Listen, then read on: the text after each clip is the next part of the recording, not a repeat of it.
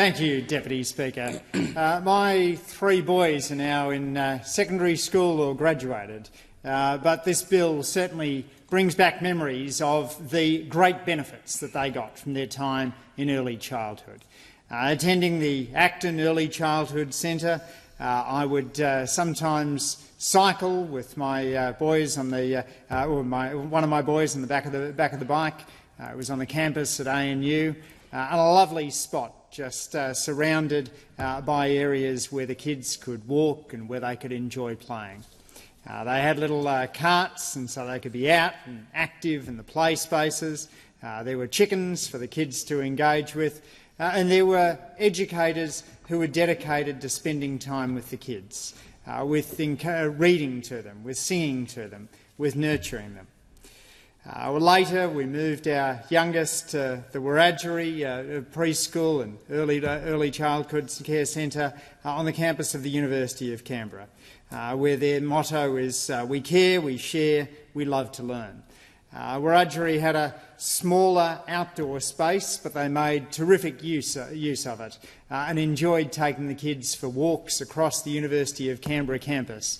I'm not quite sure what the young students made of these little tackers being taken across the campus, but the educators used the space to their best.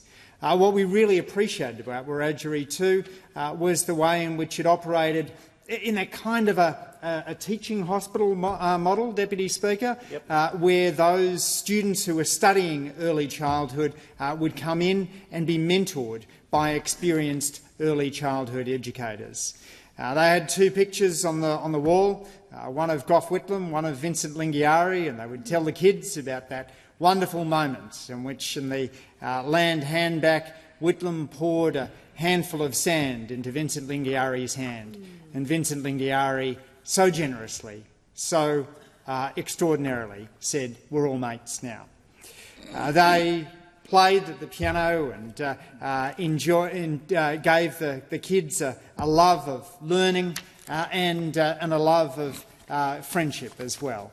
And the times at those centres are ones which shaped all three of our boys. As it happened, we drove by the Acton Early Childhood Centre on the weekend, and the kids were immediately telling stories about how it influenced them more than a decade ago. Today, 1.4 million Australian children went off to an early learning centre, enjoying the benefits of a quality early learning education. We've gotten well past the notion that early learning is simply babysitting. Yes, there are huge benefits to workforce participation, particularly for women who've traditionally done the lion's share of the caring duties. But there's also a key education benefit, which is why it's so important to ensure that the early learning sector attracts and retains great educators. The early learning reforms in this country really kicked off in 2007 when the Rudd government committed to a series of significant early childhood reforms. Pay tribute to the work of Maxine McHugh in this reform journey. The Starting Strong 2 report acknowledged that that Australia performed relatively poorly on early learning and committed to a national quality framework, a framework which saw all early learning centres in the country properly assessed. That national quality framework reflected the fact that we recognised, the Labor government recognised, that it was important to have quality as well as affordability at the heart of what was done. We've seen an increase in the number of children attending early childhood, but we have also seen constraints and challenges placed on the take-up of early learning as a result of the activity test. And that was one of the factors that led the government to commission a key Productivity Commission report titled "A Path to Universal Early Childhood Education and Care." The three commissioners there, Martin Stokey, Lisa Gropp and Professor Deborah Brennan. I'd like to particularly acknowledge the work of Professor Brennan, who I've known for a very long time, since I was eligible for early childcare myself, and then at the University of Sydney when I took her course on social policy. She has been an extraordinary advocate for a better early learning system in this country. And I would like to thank, as so many members of the government has, the important insights that Professor Brennan brought to that Productivity Commission report. She is truly a national treasure, and her expertise and long understanding of the history of reform in this sector, as well as the international experience, really made this a landmark report. The Productivity Commission's report noted that nearly a half of one-year-olds attend some form of early childcare, and around 90% of four-year-olds. Around 1 in 7 children aged 5 to 12 also attend outside school care. The report noted that the expansion of early learning has enabled an increase in parents' labour force participation, particularly mothers of children aged 0 to 4. It noted that in 2023, 3 in 4 mothers with children aged 0 to 4 were in paid employment. But the report noted too that not all children and families benefit from early childcare. In parts of the country, it said, services are scarce, and for some families, early childcare may be unaffordable or not inclusive of all children. Children experiencing disadvantage and vulnerability, while most likely to benefit from early learning, are less likely to attend. And so that has led the government to put in place this bill, which builds on our prior reforms. When we came to office, we brought in our cheaper childcare package, which cut the cost of early education and care for more than 1 million families. We implemented a 15% pay rise for early educators. This is part of a package that establishes a $1 billion Building Early Education Fund to build and expand childcare centres in areas of need. We have understood, as part of our reforms, the importance of ensuring that we're raising quality while also tackling affordability. And that is why in our reforms, which saw the 15% pay rise, we linked that wage rise to caps on fees. For providers to be eligible, they must not increase their fees by 4.4% in the first year, by more than 4.4% in the first year and 4.2% in the second year. That is putting wages up for workers and keeping costs down for families. We've seen vacancies in the early childhood education and care sector plummeting over the last 12 months. According to Jobs and Skills Australia, internet vacancy rates are down 22% in that sector since December 2023. It is good that we are seeing the increase in the workforce in that sector.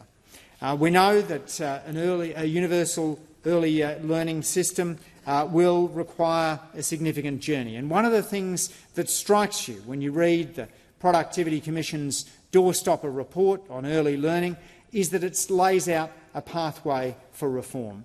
The bill that's before the House today is part of that journey, but it's not the end of the journey. And I'd encourage members to look at the way in which that journey is set out, going right out to 2036, acknowledging the importance of steadily building up the workforce, the available early childcare centres, because we're going to have to build more early childcare centres in order to expand accessibility, and the importance of ensuring that the sector remains that early childhood care remains affordable. Recent data shows an Australian family on an income of $120,000 a year, paying an average quarterly fee for 30 hours childcare per week, has saved approximately $2,768 since September 2023. Our cheaper childcare policy is delivering for Australian families. As is our Wage Justice for Early Childhood Educators Act, delivering for the early childhood educators. This reform journey is absolutely critical if we are to improve the accessibility of the sector.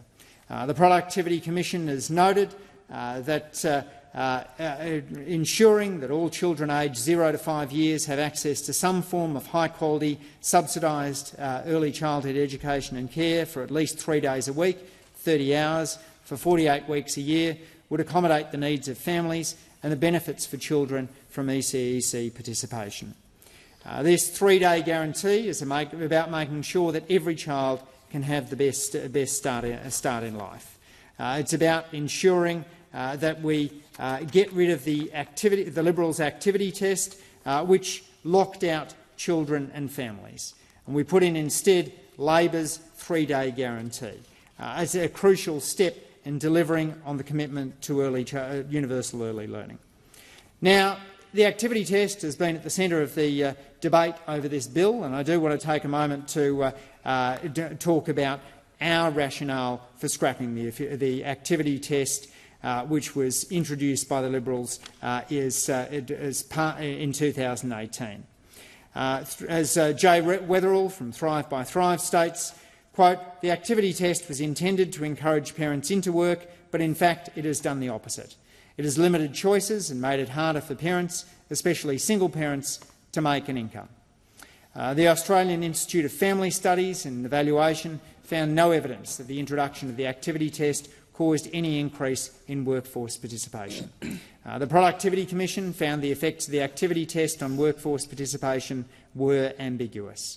But we do know that the activity test has made early learning harder to access for many families, including disproportionately affecting those families that may be experiencing disadvantage. As the Parenthood's Georgie Dent said, the activity test is, quote, "a barrier that disproportionately locks out children who stand to benefit the most from participating in quality early childhood education and care."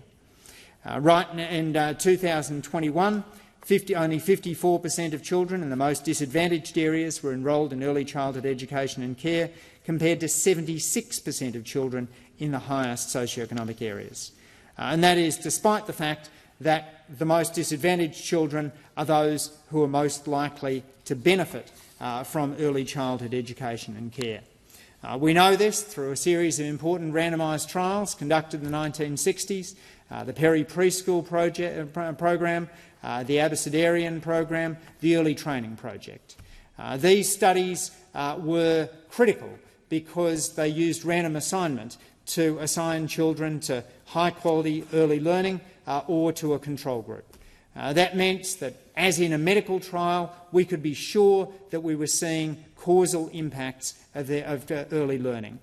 And those causal impacts didn't just show up in social skills and school readiness, but they carried through until the children were in teenage years, at which point the girls were less likely to become teenage mums, the boys less likely to commit crimes. And they carried through to participation in university and higher earnings. Those randomised trials showed very clearly the benefits of early childhood education for the extremely disadvantaged cohorts who were targeted by them.